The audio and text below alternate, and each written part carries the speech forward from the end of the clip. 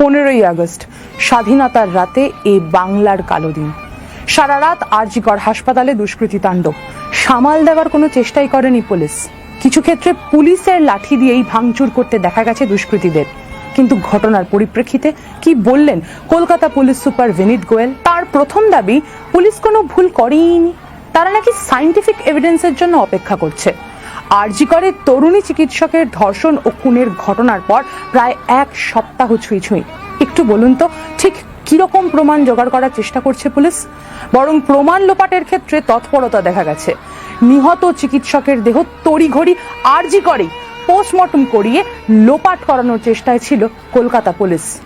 আরজিকরে ঘটা খুনের ঘটনায় আরজিকরে পোস্টমর্টম। সেই সময় ওখানে উপস্থিত প্রত্যেকের যেখানে সন্দেহর তালিকায় থাকা দরকার, কলকাতা পুলিশ তাদের হাতেই তুলে দিল প্রমাণ লুকোনোর দরাজ সার্টিফিকেট। পরে ডিটেইলড পোস্টমর্টম রিপোর্টে একাধিক ব্যক্তির ধর্ষণ ও খুনের ঘটনায় যুক্ত থাকার প্রমাণ মিললেও পরের 3-4 দিন একজন সিভিক ভলেন্টিয়ারকে গ্রেফতার করেই কেন গায়ে হাওয়া লাগিয়ে ঘুরল পুলিশ? উত্তর আছে।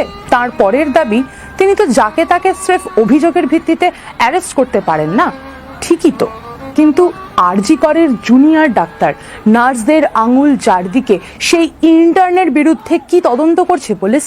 অসংখ্য কল রেকর্ড অভিযোগ প্রকাশ্যে আসার পরেও কেন তাকে ধরাছোঁয়ার মধ্যেই আনা গেল না?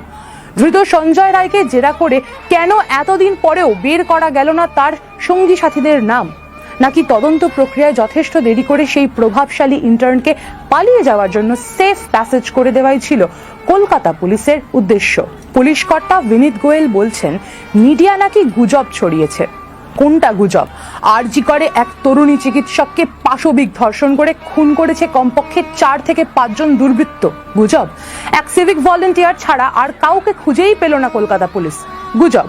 নাকি গত 3-4 দিনে তৃণমূলী মস্তান আর খোদ কর্তৃপক্ষের কোলাবোরেশনে প্রমাণ লোপাটের কাজ চলছে আরজিকরে? সেটা গুজব। একটা গুজবও মিথ্যে প্রমাণ করতে পারবেন বিনীত গোয়েল? নাকি পুলিশ মন্ত্রী তথা মুখ্যমন্ত্রীর পরবর্তী নির্দেশ না আসা অবধি মিডিয়া সাধারণ প্রতিবাদী মানুষের ঘাড়ে বন্দুক রেখে পদোন্নতির জন্য অপেক্ষা করবেন?